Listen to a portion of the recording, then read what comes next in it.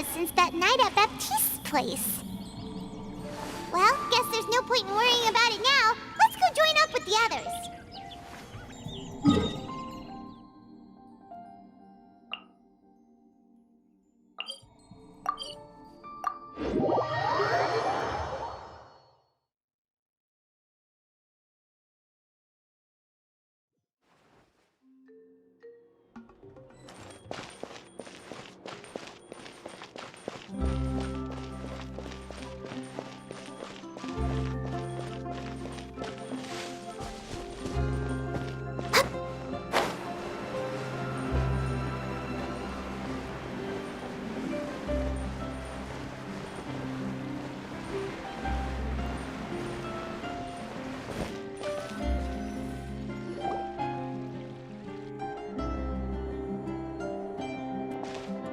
Good morning! Hayaka and I were just talking about you. Is Chevreuse still not joining us today? Probably not. We haven't seen her either. Huh? That's such a pity. Director Farina said that we've only got a few small scenes left before wrapping up the entire thing. She even said that she'll get me into a couple scenes, so everyone will have a chance to shine in front of the camera. We were also planning on having a victory feast once we're all finished filming. You can join us, right? If only Chevreuse was here. I still haven't taken a photo with her. I'm afraid that can't be helped. Those special patrol folks are like phantoms when they've got a case on their hands. But to be honest, I'm even more concerned by what I read in the Steambird earlier this morning. It said that the killer in the murder case was none other than the author of the Two Musketeers. Oh yeah, I heard about that too. He came forward and confessed his crimes, but gave no explanation as to why he pulled the trigger. We didn't know about this case at all when we joined the film. Is it going to affect the reception of our work? From a pure publicity standpoint, this will draw a lot more attention to our film. I have to say, though, that no director can be perfectly comfortable with garnering attention through means other than artistic skill. To be fair, I feel like that ship sailed the moment you allowed yourself to be named as the director on our posters. It's not my fault that I'm super popular. What was that saying again? My popularity has, Sunk to an all-time low? spread to the four corners of Tibet.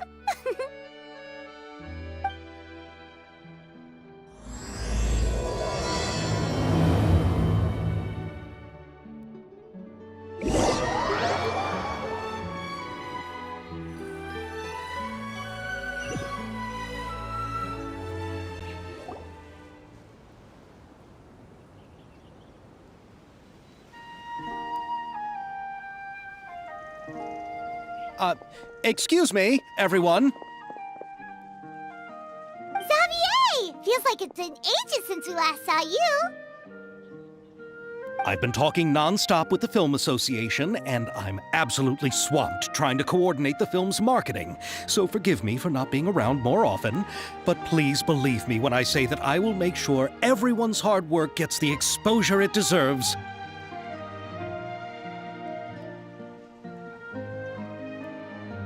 Oh, seems like you've been fighting your own battles. Yes, that's one way to put it. Oh, and before we begin the final round of filming, please allow me to finally introduce you to the original investor of our film, Mr. Morris. A pleasure to meet you all. Yes, glad to make your acquaintance, Mr. Morris. We've heard about the issues you've encountered with your financial situation, and genuinely hope that things have taken a turn for the better. Oh, well, the situation has indeed improved somewhat. Don't worry, Mr. Morris. Accidents and last-minute challenges happen all the time. There's no need to blame yourself over it. The good news is that we're almost done filming now. And I would even say that this is the best story I've ever seen. Is that so? I see, that's great news. All right, now that we've gotten all the pleasantries out of the way, let's get this show on the road. We'll mostly be filming typical people and scenery from the streets today to improve the sense of environmental ambiance in some parts of the film.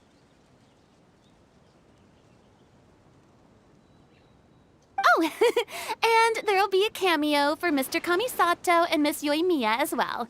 They'll be used to show outsider perspectives on the fates of the two musketeers. That's right. Ayato should be here any minute. Excellent! Then let's start with the scenery shots. Camera and clapper loader, you're up. Yep, we'll be ready. Remember, all we need are some wide zoom shots of the streets. If you happen to find some particularly lovely patches of flowers and grass, feel free to grab some close-ups of those as well.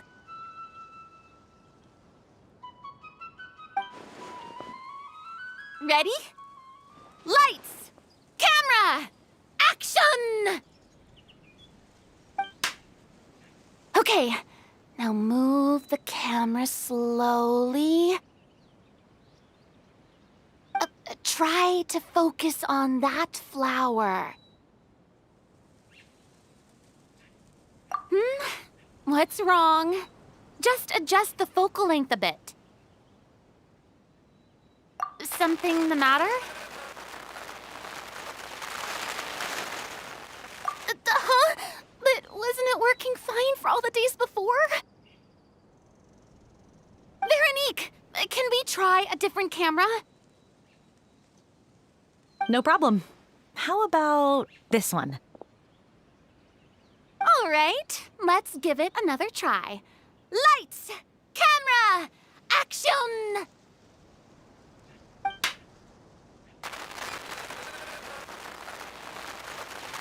Don't tell me. This one is broken too? Veronique, do we have any other spare ones we can use? I'm afraid we only brought these two today. What? Then go find a workshop to get them repaired right away. Oh, and you too, Bono. Go find our spare camera in the warehouse and bring it back to the set. On it.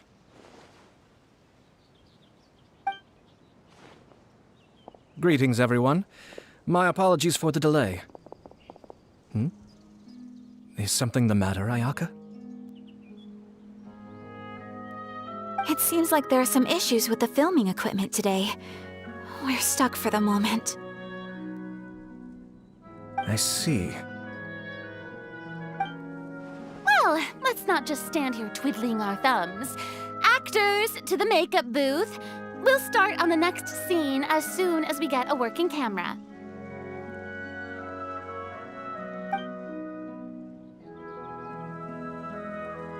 The people at the workshop told me that the part which holds the lens in place seemed to have fallen off. That's super strange. It was perfectly fine just yesterday. Well, no time to dwell on that now. Let's get back to filming. Ahem! Quiet on set! Places, everyone! Lights! Camera! Action! By the way, have you heard about that recent murder case? Yes, I have. It seems that they've caused quite the commotion in the city. I heard that the chief of the guards is so mad about not catching the culprit that he's about to explode. Oh? I find that quite hard to imagine, considering how he already looks most days. Director, we have a problem. Oh, we're in the middle of a take! Couldn't you wait until we wrapped up this scene? No, Director, our film, all the finalized film that we've been keeping in the case has disappeared. Oh, wait, well, what did you say? Mr. Bonneau, please take me to where the film was kept right away. I'm coming too.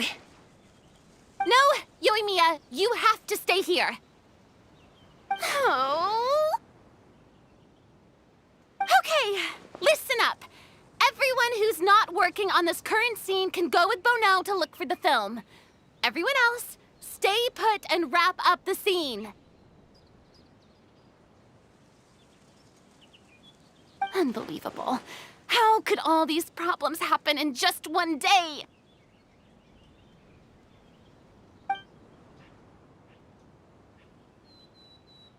We're back. How did it go? Did you find the film? We found it in the sewers. Huh? In the sewers? Is the film still okay? We discovered it just in time, so we should still be able to salvage it. The others are checking now to see if we lost any specific scenes. You scared me for a moment there. I nearly thought we had lost everything. I really don't want to experience that feeling of despair again. Okay, but who could have stolen the film and dumped it there? Could it be some competitors working on other films? But if they wanted to harass us, why wait until the last day?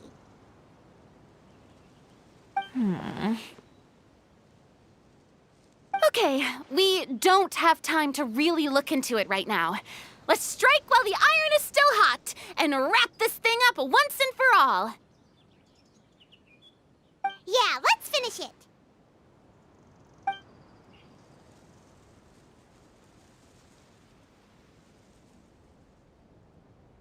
I would like to officially announce that our entry to the festival, The Two Musketeers, has now concluded filming! I'm unspent. It's so late already. Even though the filming process proved to be extremely challenging, everyone provided valuable and unique contributions to the final product. Thank you all for your dedication and support. And just like Director Farina, I would also like to extend my most heartfelt thanks to all of you. Really, you've all helped me so much. All right, let's save the awards speech for later and hopefully also get some rehearsals in before the real thing. Anyway, now it's time to party! Let's all make our way to the beach and have a celebration feast so loud and fun that even the blubber beast will want in. Party, party! Paimon wants to party!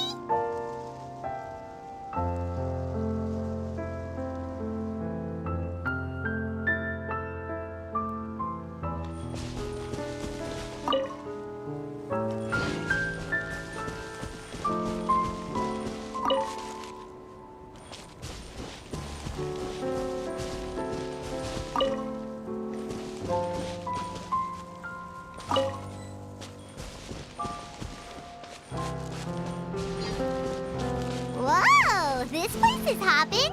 Everyone's finally getting to relax after wrapping up the film. Let's go chat with someone.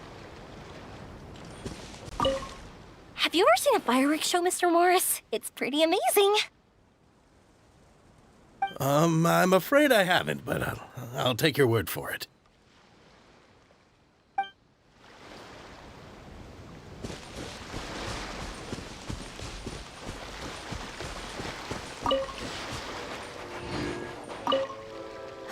this is turning out to be quite the party.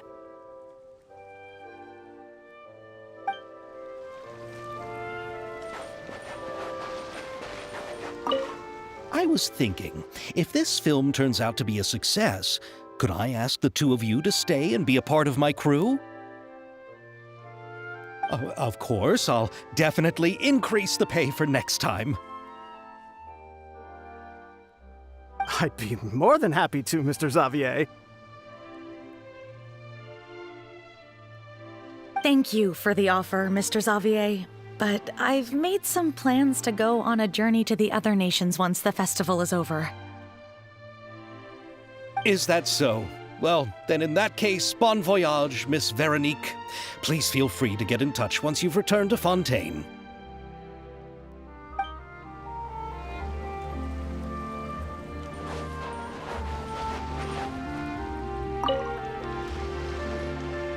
Farina! Oh, my darling clapper loader and camera operator. You've both worked really hard. Paimon thinks you worked even harder than us. Honestly, Paimon was getting a little tired of playing with the clapperboard by the end of it.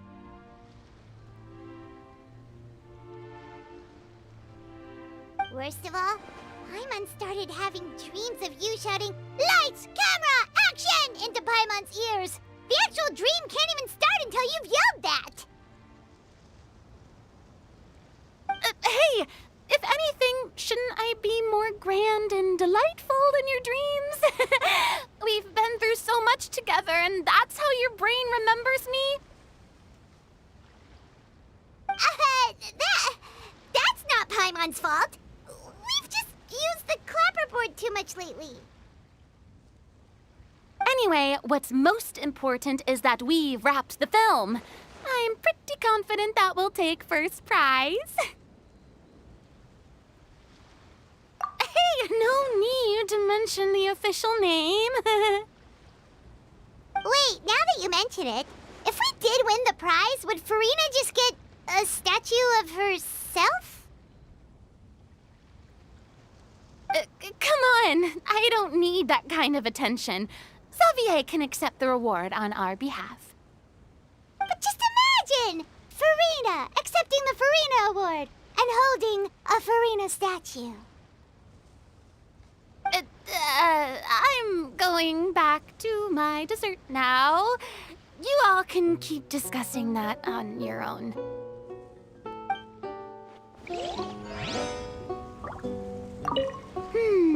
What kind of dessert should I try next?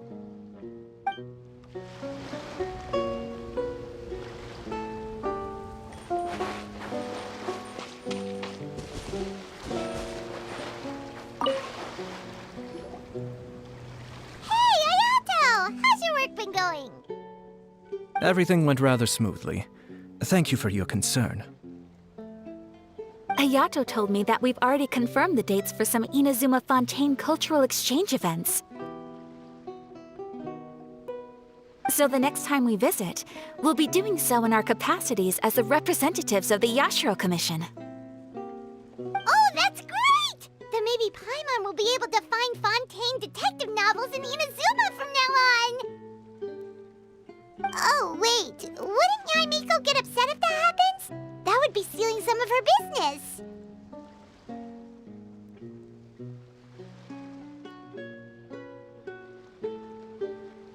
You've got a point. She's always complaining that light novels have become bland and too predictable after all. The cultural exchange won't only feature literatures of both nations, of course. We have also made plans for cross-cultural engagements in the fields of gourmet cuisine, toy making, and artisan craftsmanship. Whoa! Paimon's getting super excited now! When the time comes, be sure to visit and participate in all the events.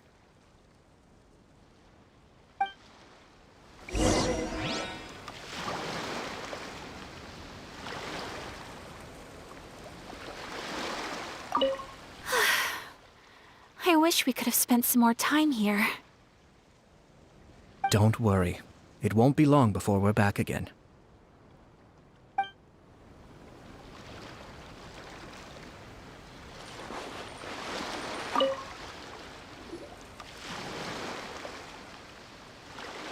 Chiori! Hey, you two. Are you not really into these kinds of big social occasions? Not particularly. But this is still better than Fontaine Fashion Week. But if this film becomes a big hit, people will definitely come flocking to your shop. Yes, that's highly likely.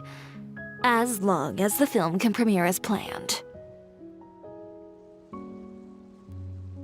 Are you still worried about the case?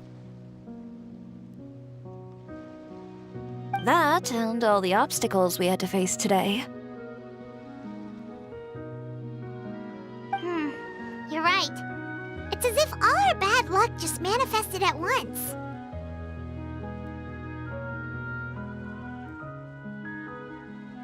But why today of all days?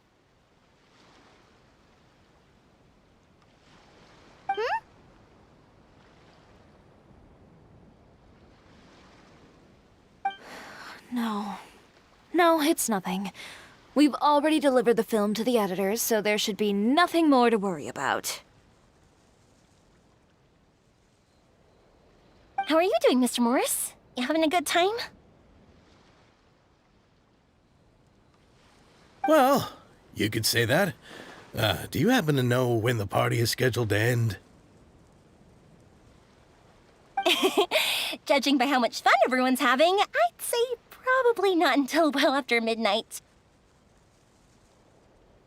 Is there something that you still have to take care of at home, Mr. Morris? Oh, well, I'm just not a late night person, so I might take off shortly. Oh no! Silly me. I almost forgot something super important. Oh, what is it? I prepared a whole batch of fireworks for the party, but I forgot to bring them over from the warehouse. Fireworks, you say? Well, that's, truly a pity. Sorry things didn't go as planned. Could you help me carry them over, Mr. Morris? I won't be able to fetch all of them by myself. Me? Are you sure that you can't find anyone else? I just wanted to make this a surprise for everyone. The warehouse isn't far from here. We'll be there in no time. Pretty please, Mr. Morris. These are some of the best fireworks I've ever made. So I also want you to see them before you leave. They're stunning. I promise that they'll be a once-in-a-lifetime experience that you'll never forget. But... It's okay, just come with me. If we're sneaky enough, nobody else will see us leaving. All right. The warehouse is right over here. I moved the fireworks there in advance, so it shouldn't be too much work bringing them back. It's still a ways away from the party. Sorry about that, Mr. Morris. It's probably because I'm used to carrying fireworks all the time, so it doesn't feel like a lot of work to me.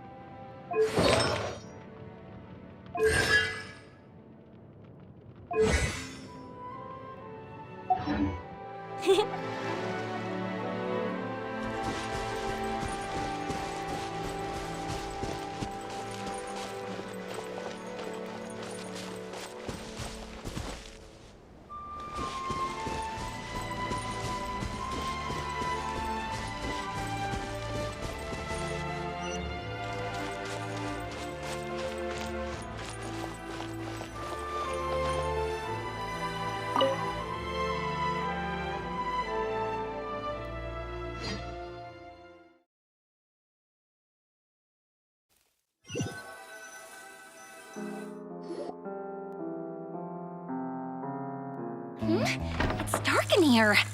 Wait here, Mr. Morris. I think the light switch should be somewhere over here. Why did I have to get roped into this? What was that?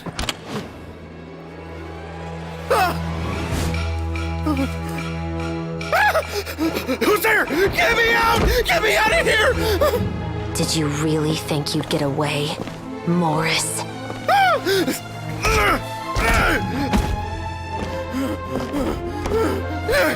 You've got the wrong guy! It wasn't me! I'm not the killer! You know, Eliza died a far more heroic death than this. She fought your assassin to the end, to save the children she had hidden beneath the floorboards.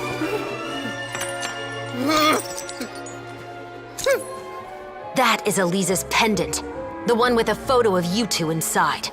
The one you gave her. Ring any bells? It's a fake! It has to be! There's no way! No way your assassin didn't destroy it, you mean?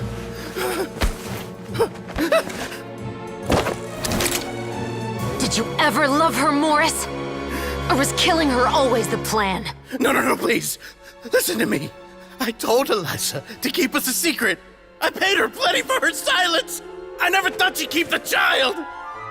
Everything was gonna come out, and I had no choice. She forced my hand. No! I'm begging you.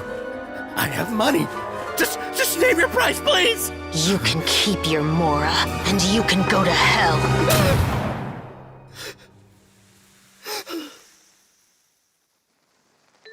I'm Captain Shovraz of the Special Patrol. Morris, you're under arrest for Eliza's murder.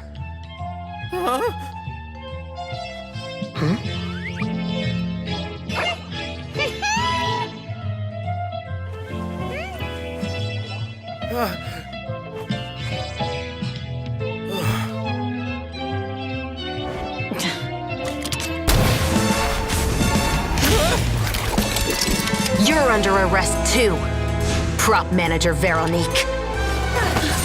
Or perhaps I should call you the Second Musketeer.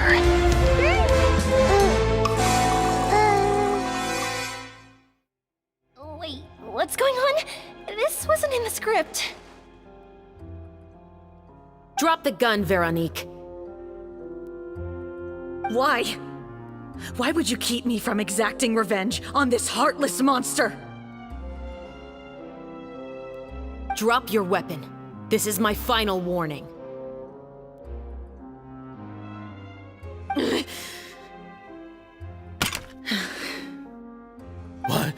What is going on? Do I have to spell it out for you, Morris? Everything that took place just now was staged to get you to confess the truth.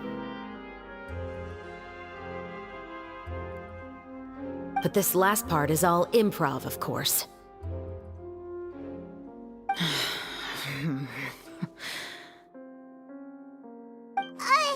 Shivers, you told us you wanted us to help you stage a play. You never said anything about the Second Musketeer. It's because even I had no way to confirm my theory until now. Thank you for your performance, Yoimiya. Could I trouble you to go and bring in the other Special Patrol members? They should be on standby just outside. Oh, and please tell the other cast members not to worry about us. We'll be rejoining them shortly. On it!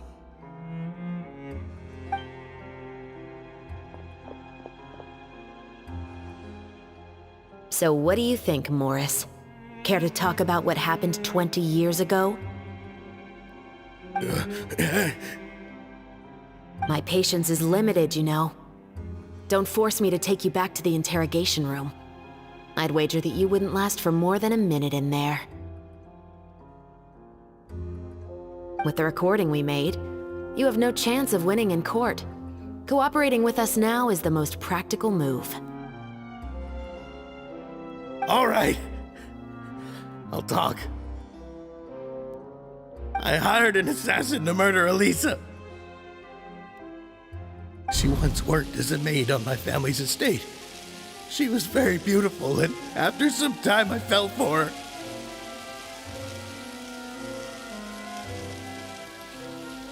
We kept our relationship a secret and carried out an affair for some time, but it wasn't long before she became pregnant.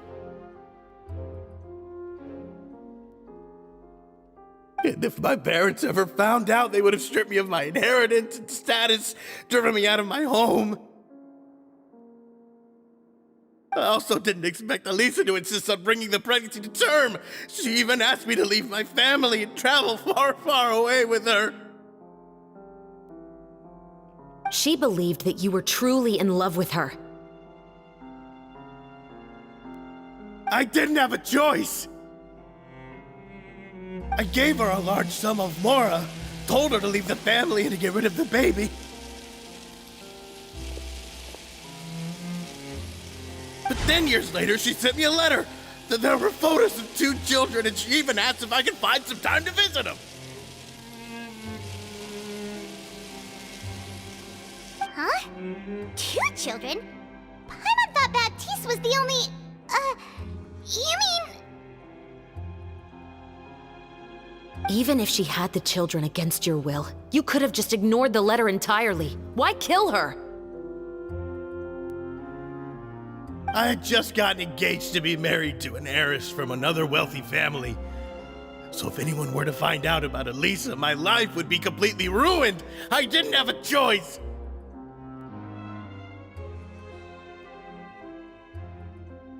No. You always had a choice.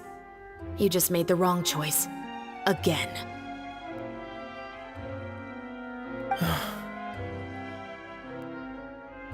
Do you know how it feels to watch your mother be killed right in front of you?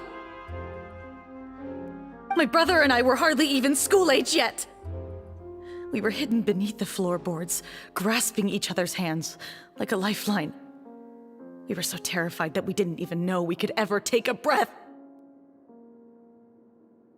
All we could do was to watch Mother try to fight back, and then collapse to the floor. Even after the assassin left, we were still too terrified to leave our hiding spot. We thought that he might come back. It was only until the next evening when we finally climbed out and gathered around our mother.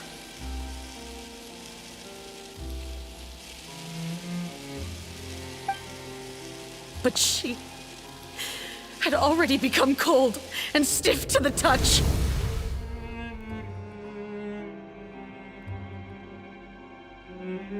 You made up your mind right then and there to bring this case to light. Not only that, we resolved to get our revenge. And that's why you became the Musketeers. No, that's why I became a musketeer. The man from before was also killed by me. My brother had nothing to do with it. I figured as much. You did? I once told these two that he didn't look like a killer to me. His confession from that night also rubbed me the wrong way. I think what really tipped me off was, how could I not feel a sense of regret in him? Huh? He confessed faster than any criminal I've ever met, but he didn't say a single word about you. He insisted that he was the sole perpetrator in the case. But after the questioning ended, I disassembled the musket we dug up from his backyard, put it in front of him, and told him to reassemble it. Wanna guess how far he got?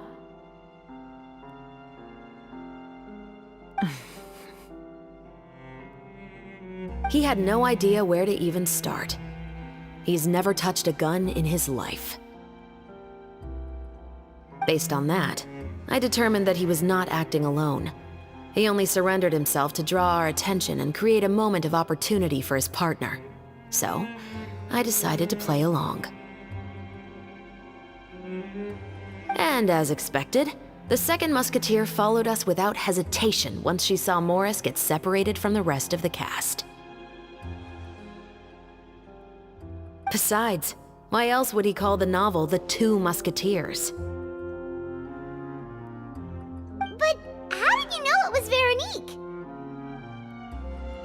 I figured it out the moment Baptiste told me his father's name. That so-called financial crisis was all just a ruse. He just wanted to sign up as the investor and then leave the film without any source of funding.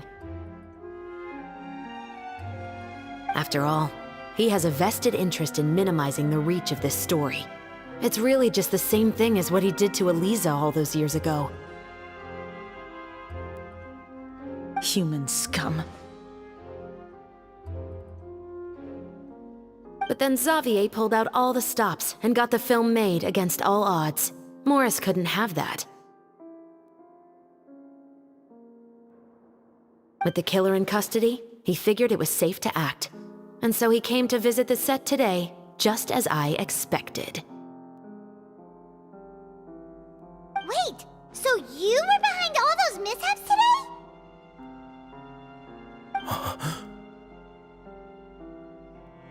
As for the identity of the second musketeer, I assumed they'd probably stay close to Morris and look for an opening. And if they already knew that Morris was the film's investor, then that narrowed the list of potential suspects as well. Furthermore, being the props manager would allow the culprit to avoid scrutiny by purchasing mechanical parts in the name of the crew. With that hypothesis in mind, I went back to check Baptiste's orphanage adoption records. Guess whose name I saw on the same page, just a few lines from his.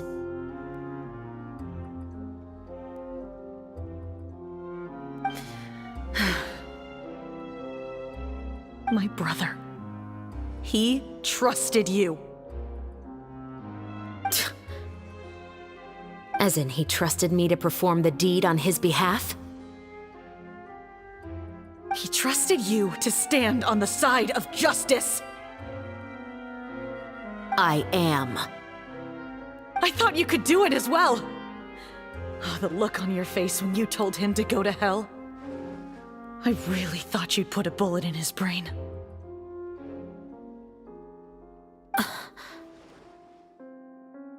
You know what he has done.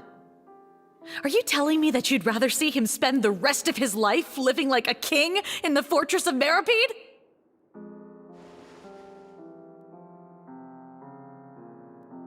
I will never be able to forget the feeling of my mother's cold, lifeless hands. And you would call this ending fair?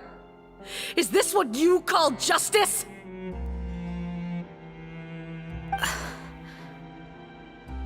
I won't lie, Veronique. I did hesitate when your brother first told me about the truth. I wondered. I agonized over whether I should really put a bullet in his head. So why don't you? Because that should never be how justice is carried out in this world. Perhaps, to you, justice is simply reciprocated. An eye for an eye, and a life for a life. But everyone has their own understanding of justice. If everyone were to pursue their own definition of it, there would be no more order in this world. Today, you'll kill Morris, and tomorrow, his children may come for you. The world cannot render judgments based on a desire for revenge. That will only lead to a cycle of revenge, as well as the destruction of order and civilized society.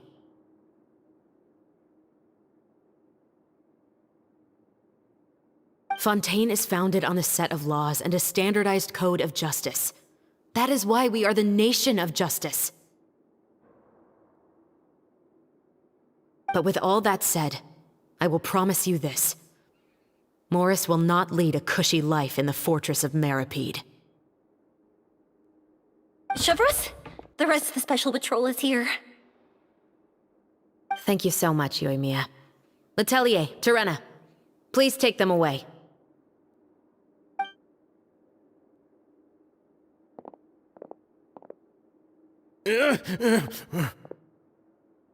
I still can't agree with your reasoning. I know. Justice has not been delivered.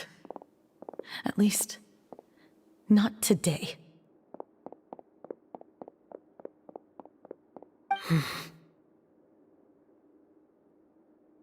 Chevres. Let's go. We should give an explanation to the crew. Thank you for your concern. I'm fine.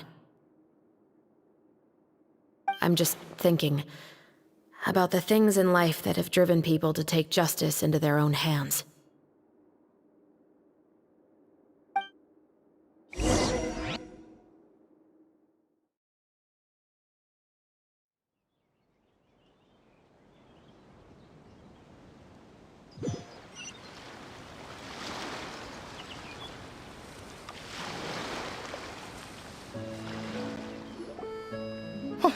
Who would have thought Morris would turn out to be... I'm at a loss of words. How could he have done something like this? I'm just glad that you're all safe and sound. Who knew that such a labyrinth of cases would be behind this story? Well, what should we do now? We have a finished film, of course, but should we still go ahead with the premiere? What do you mean? Shouldn't you be even more motivated to spread the word now that you've learned the truth? Chiori is right. I'd also like more people to see this story for themselves. But the real ending of the story seems to have deviated somewhat from the one in the script. Is that still acceptable to you, Miss Chevres? The call is yours. We still have time to reshoot an ending if that's what you'd like. No, it's fine as is. I like what we have for the catharsis. Romanticism is what gives works of art their appeal. Fiction is able to explore means of restitution that could never work in real life. Just like the real world, the world of stories also has its own set of rules and justice. These different possibilities are what initially drew me to reading in the first place. Sounds good to me. I support your decision. What about Veronique? Will she be okay? She will soon face her judgment alongside her brother and Morris. If I had to guess, they'll probably all be sent to the fortress of Meripede. I'll make sure to give Risley a heads up about it. Oh, you mean that kind of heads up? Exactly. Ahem. All right, then the matter's settled. Now that everything's been taken care of, there's no reason for us to keep looking all gloomy and grumpy. Let's get back to the feast and enjoy each other's company. We'll be starting the post-production process tomorrow. You should join us, Chevres. You missed the first few hours of the party, didn't you? All right. Count me in. Then I'll wait for you over there. There's still some good news that I'd like to share with Chevres. Traveler, Paimon, could you wait for me by the sea after the party ends? I'd like to go on a brief walk with the two of you.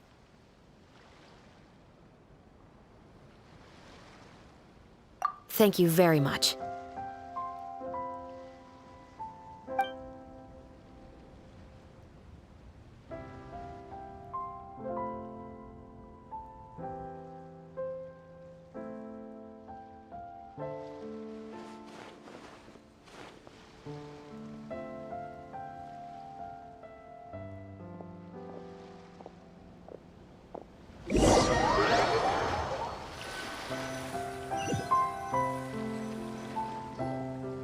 Sorry for the wait.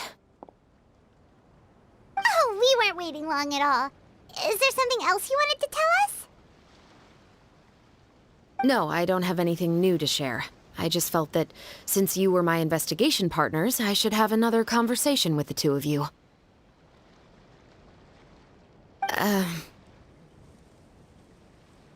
Traveler, how would you have responded to Baptiste's request if you were in my shoes?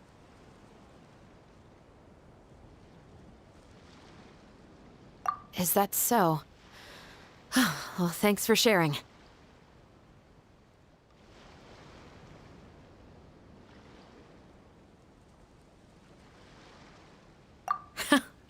Just like the protagonist of the story, huh? Can't say it doesn't suit you.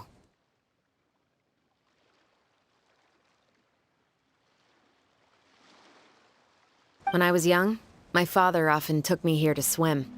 We'd come rain or shine, even when it was freezing cold. He told me that swimming was the best activity to train one's strength of will. You could never give up before reaching the shore, especially when the water was cold. Oh? Why's that? Because the moment you give up would be the moment you die. At that point, I still hadn't received my vision.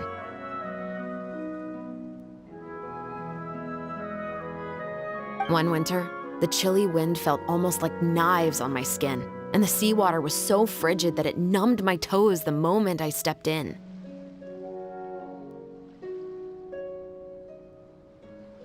I cried and begged my father to spare me from having to swim across, but he wouldn't listen. He used to be a member of the Special Patrol as well. You could say it was his way of educating his children. That sounds awful. When he saw that I wouldn't stop crying, he just picked me up and tossed me into the icy water. The bone-chilling cold took away my senses.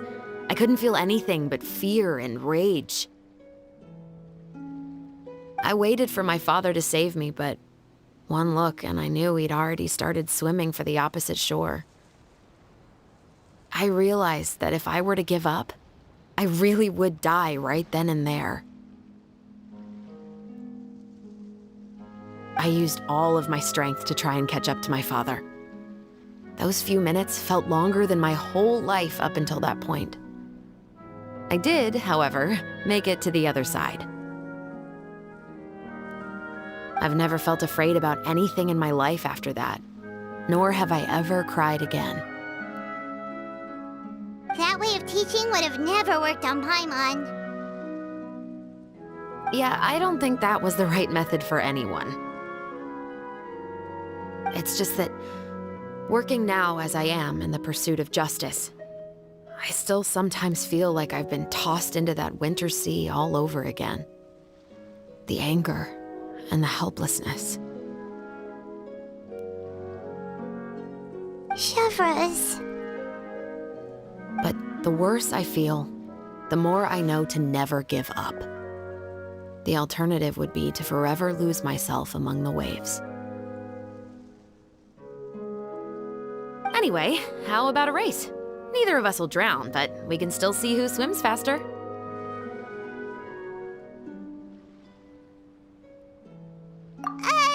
You guys go ahead! Paimon will grab the clapperboard to mark the start of the race.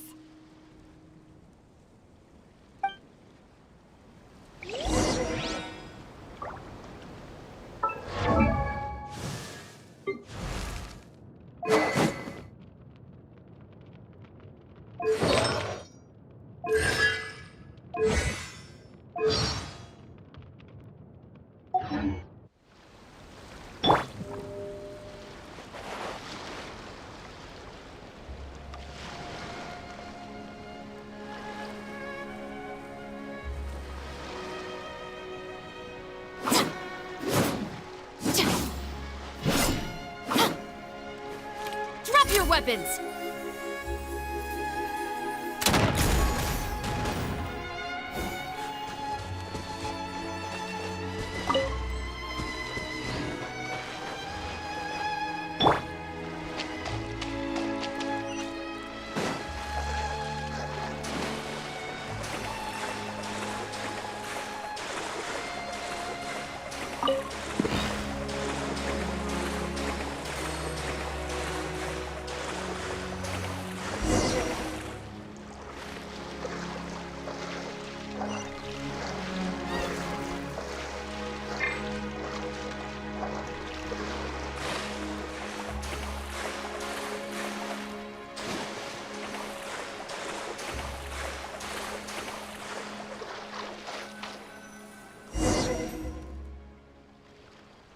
Oh, that felt good. You were so fast in the water, Chevres. You were swimming even faster than Paimon can fly. So, about the Special Patrol, did you join because of your dad? Partly, but I'd say I was more inspired by the heroes I read about in stories growing up. Oh, so it's due to your love of stories. Of course, it was only after I joined the Special Patrol that I learned that truth is often stranger than fiction. Come on, let's walk a bit more.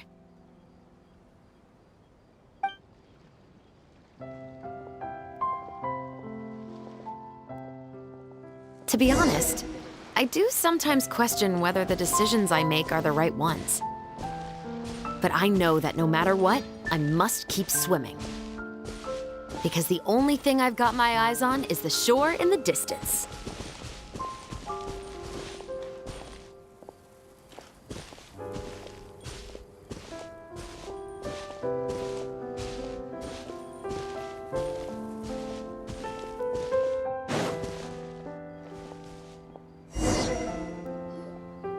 Thank you for coming on this walk with me. I feel a lot better after getting all that off my chest.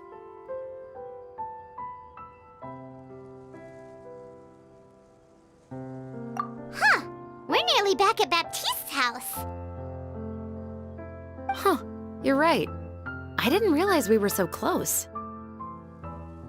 He really did plant a lot of flowers. It's just like how he described it in the story. Huh? Wait. Paimon, Traveler, look! The rainbow roses in the garden. They're in full bloom now.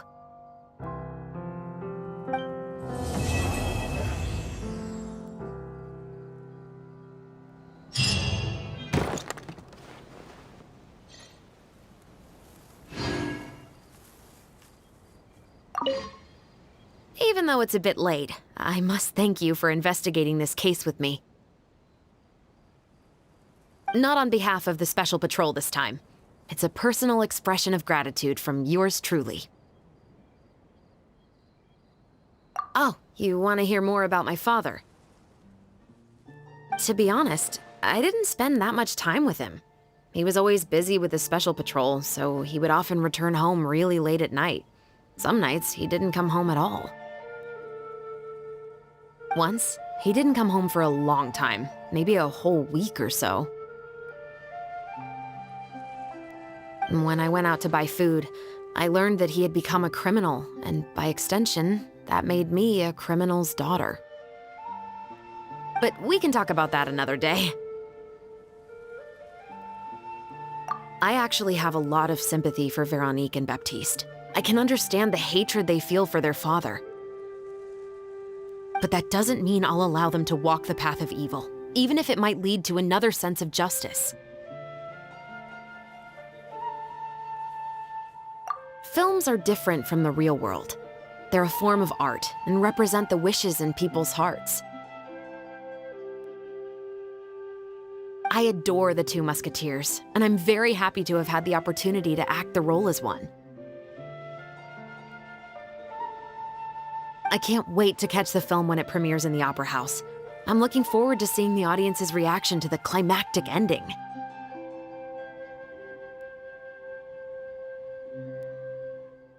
Thank you for looking out for me. I'll see you at the award ceremony.